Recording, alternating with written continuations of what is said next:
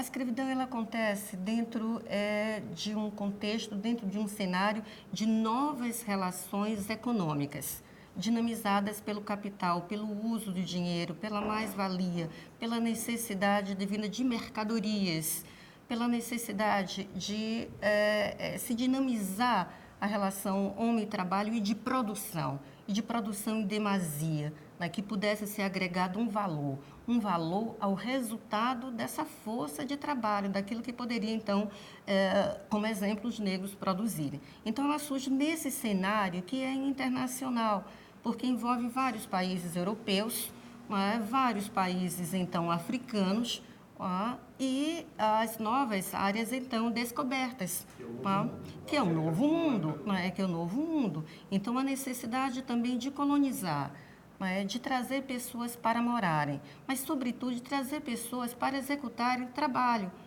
E a questão do trabalho ela é considerada uma atividade vil, para os nobres portugueses, por exemplo, ainda que não tivessem o privilégio de estarem em determinadas famílias, ou ainda de preservarem o privilégio. Por alguma razão, degradados estavam, mas ainda assim a relação com o trabalho era uma relação difícil. Então, quando se pensa em trabalho, quando a gente pensa na inserção do negro na sociedade brasileira, logo nos remontamos à questão da escravidão. A inserção do negro no mercado de trabalho se dá na condição de escravo. Isto é fato histórico, não temos como negar. Então, essa escravidão, ela se apropria dessa força de trabalho, de tudo que esse negro pode, então, produzir. A escravidão, a portuguesa e o propósito dessa colonização, envolve outros aspectos. Para além de simplesmente colonizar, se quer fazer com que uma área vasta possa, então, produzir.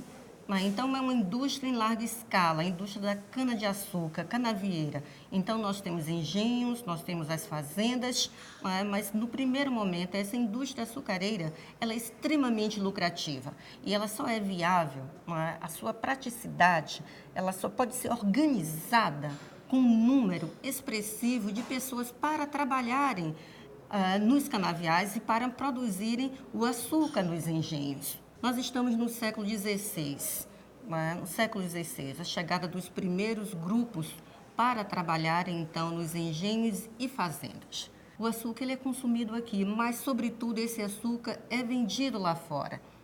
E ele tem um valor grande no mercado internacional. Então, o açúcar é para exportação, produzir em larga escala para exportar, sobretudo para a Europa. Podiam vir de Moçambique, podiam vir de Angola. Eram bantus, mas também de cultura congolesa. Tem sempre essa, às vezes, ambiguidade, até na hora de definir determinadas comunidades religiosas afro-brasileiras nos dias de hoje. Mas eram também iorubais, genericamente chamados de iorubais. Eles podiam ser também de Ijebu, da região de Ijexá, de Lourim, da região de Oió. Então, são várias regiões, vários países que contribuíram com com a mistura dos povos africanos já aqui no Brasil. Se comunicavam em suas línguas natais. Quando houvesse, então, a possibilidade desse contato e da permanência de um grupo fechado.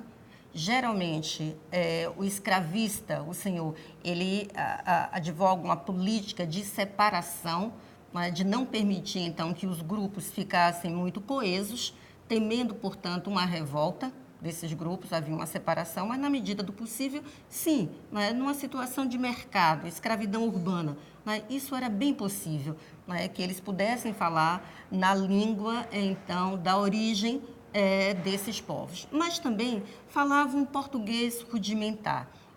Nas minhas pesquisas, eu escrevi que as negras ganhadeiras eram ladinas, mas não apenas elas eram espertas, mas eram ladinas também porque se apropriaram, aprenderam um vocabulário que permitia, portanto, a comunicação entre elas, seus clientes, mas também os outros, vou chamar dos brancos. Então, aprendiam também um português rudimentar, mas capaz de estabelecer essa comunicação. Essa característica não pode ser para aqueles que chegassem recentemente, mas para aqueles que já tivessem ali uma convivência de 2, 3 anos na escravidão, então eles conseguiam se comunicar e certamente essa influência, essa forma de ouvir e pronunciar as palavras nos influencia até hoje.